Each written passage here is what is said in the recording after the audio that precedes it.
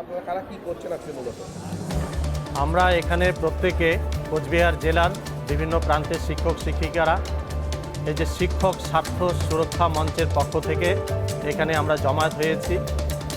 আপনারা জানেন যে গত 29শে মে মাননীয় সুপ্রিম কোর্ট এটা আদেশ দিয়েছে যে 55 বৎসরের নিচে যে সমস্ত শিক্ষক শিক্ষিকা রয়েছেন তাদেরকে বাধ্যতামূলক টেট অর্থাৎ টিচার্স এলিজিবিলিটি টেস্ট এটা পাস করতে হবে, অন্যথায় 2028-এর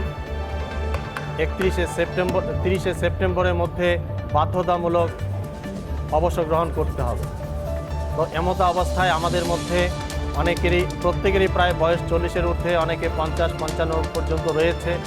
আমরা প্রত্যেকে ভয় পাচ্ছি যে টেটের যে পরিকাঠামো, টেট পরীক্ষাটা যেটা হয় আমাদের স্কুলের সাধারণ সিলেবাসের মধ্যে নয়, যেগুলো আমরা মাধ্যমিকেও পড়াশোনা করিনি, এরও বাইরে কিছু বিষয় রয়েছে, সেই নিয়ে অনেকে আমরা ভয় পাচ্ছি।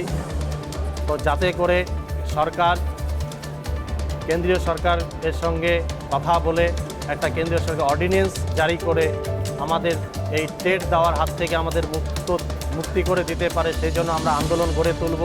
আজকে এই সুকান্ত মঞ্চে আমরা প্রায় 250-300 জন জমায়েত হয়েছি। আমাদের কোচবিহারের সদস্য সংখ্যা 700-র উপরে হয়ে গেছে। আগামী দিনে আমরা বৃহত্তর আন্দোলনে নামব। যদি তাতেও কাজ না হয়, অন্যান্য রাজ্যে যেইভাবে তারা স্কুল বন্ধ করে দিতে চাইছেন শিক্ষক সংগঠনে, যে তারা আর স্কুল করবেন না যতদিন না পর্যন্ত সরকার অর্ডিন্যান্স জারি করে, আমরাও প্রয়োজনে সেই রাস্তায় এগোব। আমরা লক্ষ্য করেছি যে বিভিন্ন শিক্ষক সংগঠন রয়েছে, কিন্তু কেউ আন্দোলনের কথা বলছে না। আমরা চাইছি একটা টেটের প্রিপারেশনের পাশাপাশি যাতে আন্দোলনটা গড়ে তোলা যায়।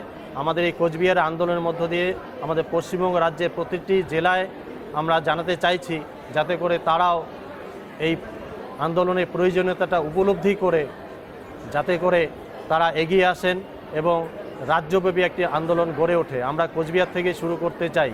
যেমনটি আমরা দেখেছি রাজনৈতিক পরিবর্তনের ক্ষেত্রে উত্তরবঙ্গ তথা কোচবিহার থেকে এই পরিবর্তনের যাত্রা শুরু হয়েছিল।